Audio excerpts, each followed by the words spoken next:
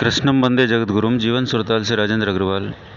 आइए एक और शानदार कहानी जिसका शीर्षक है संन्यास और गृहस्थ में कौन श्रेष्ठ है के बारे में हम जानकारी करेंगे। इससे पहले मैं आपसे निवेदन करता हूं कि जो लोग चैनल पर पहली बार हैं आवश्यक रूप से सब्सक्राइब करें, जिससे आपको आने वाली सारी जानकारी समय पर और अच्छी मिल सके।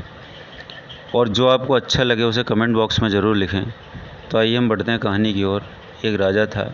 उसके राज्य में जब भी कोई सन्यासी आते तो उनसे वह सदैव एक ही प्रश्न पूछा करता था कि संसार त्याग कर जो सन्यास ग्रहण करता है वह श्रेष्ठ है या संसार में रहकर जो गृहस्थ जीवन में अपने सभी कर्तव्यों का पालन करता है वह श्रेष्ठ है। अनेक विद्वान लोगों ने उसके इस प्रश्न का उत्तर देने का प्रयत्न किया। कुछ लोगों ने कहा कि सन्यासी श्रेष्ठ है।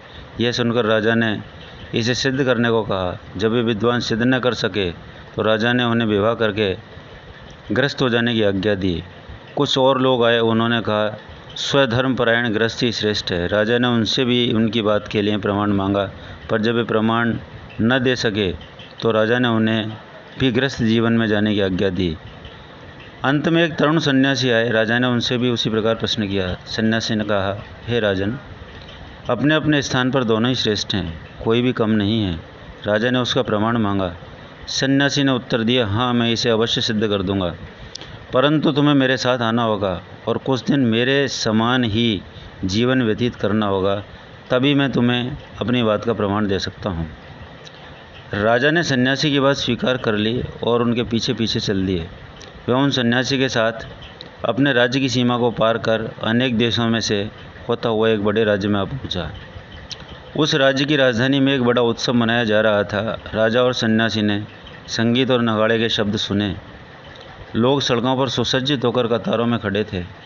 उसी समय कोई विशेष घोषणा की जा रही थी कि उपरोक्त राजा तथा सन्यासी भी यह सब देखने के लिए वहां खड़े हो गए। घोषणा करने वालों ने चिल्लाकर कहा, इस देश की राजकुमारी का स्वयंवर होने वाला है।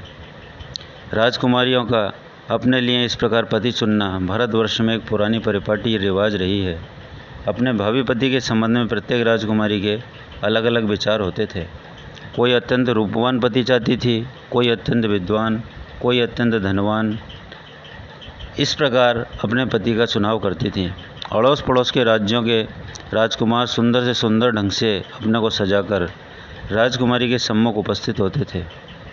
कभी कभी उन राजकुमारों के भी भाट होते थे जो उनके गुणों का गान करते तथा यह दर्शाते थे कि उन्हीं का वर्ण किया जाए।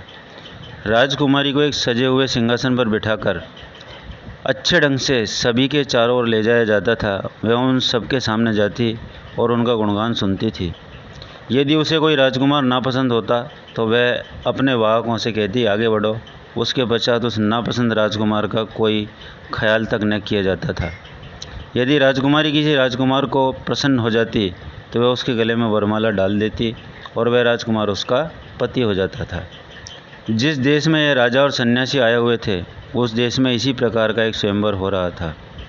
यह राजकुमारी संसार में अद्वितीय सुंदरी थी और उसका भावी पति ही उसके पिता के बाद उसके राज्य का उत्तराधिकारी होने वाला था। इस राजकुमारी का विचार एक अत्यंत सुंदर पुरुष से विवाह करने का था, परंतु उसे योग्य व्यक्ति मिलता ही न था।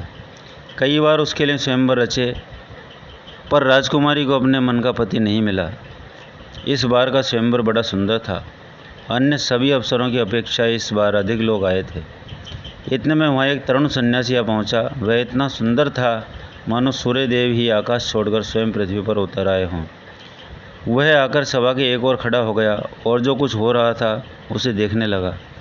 राजकुमारी का सिंहासन उसके समीप आया और ज्यों ही उसने उस सुंदर सन्यासी को देखा त्यों ही वह रुक गई और उनके गले में वरमाला डाल दी।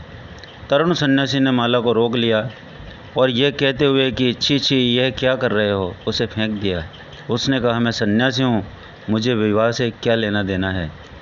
इधर राजकुमारी इस युवा पर इतनी मोहित हो गई कि उसने कह दिया, मैं इसी मनुष्य से विवाह करूँगी, नहीं तो प्राण त्याग दूँगी। और राजकुमारी सन्यासी के पीछे पीछे उसे लौटा लाने के लिए चल पड़ी। इसी अवसर पर अपने पहले सन्यासी ने राजा को यहाँ लाए थे।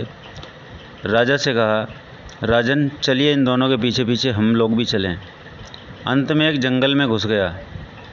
उसके पीछे राजकुमारी थी और उन दोनों के पीछे ये दोनों। तरुण सन्यासी उस वन में भली भांति परिचित था तथा वहाँ के सारे जटिल रास्तों को उसे ज्ञान था। वह एक रास्ते में घुस गया और अदृश्य हो गया। उसे काफ़ी देर ढूंढने के बाद अंत में वह राजकुमारी एक वृक्ष के नीचे बैठ गई और रोने लगी, क्योंकि उसे बाहर निकलने का रास्ता मालूम नहीं था। इतने में राजा और सन्यासी उसके पास आए और उससे कहा, बेटी रो मत, हम तुम्हें इस भयंकर वन के बाहर निकाल ले चलेंगे, परंतु अभी बहुत अंधेरा हो गया है जिससे रास्ता ढूंढना सहज नहीं है। यहीं हम एक बड़ा पेड़ है, आओ इसी के नीचे बैठकर विश्राम करते हैं, सवेरा होते ही तुम्हें रास्ता बता देंगे। और उस पेड़ की एक डाली पर एक छोटी चिड़ा और उसकी स्त्री चिड़िया और उसके 3 बच्चे रहते थे। उस चिड़ा ने पेड़ के नीचे इन 3 लोगों को देखा और अपनी स्त्री से कहा, देखो हमारे यहाँ ये लोग अतिथि हैं, जाड़े का मौसम है, हम लोग क्या करें, हमारे पास आग तो है नहीं। यह कहकर वह उड़ गया और एक जलती हुई लकड़ी का टुकड़ा अपनी चोंच में दबाकर लाया और उसे अतिथियों के सामने गिरा दिया। उन्होंने उसमें लकड़ी लगाकर आग तैयार कर ली, परंतु चिड़िया को फिर भी संतोष नहीं हुआ। उसने अपनी स्त्री से कहा, बताओ अब हमें क्या करना चाहिए, ये लोग भूखे हैं और इन्हें खिलाने के लिए हमारे पास कुछ भी नहीं है। हम लोग ग्रस्त हैं और हमारा धर्म है कि जो हमारे घर में आए उसे हम भोजन कराएं। जो कुछ मेरी शक्ति में है मुझे अवश्य करना चाहिए, मैं उन्हें अपना यह शरीर ही दे दूंगा। ऐसा कहकर वह आग में कूद पड़ा और जल भुन गया। अतिथियों ने उसे आग में गिरते देखा, उसे बचाने का प्रयत्न भी किया लेकिन बचा न सके।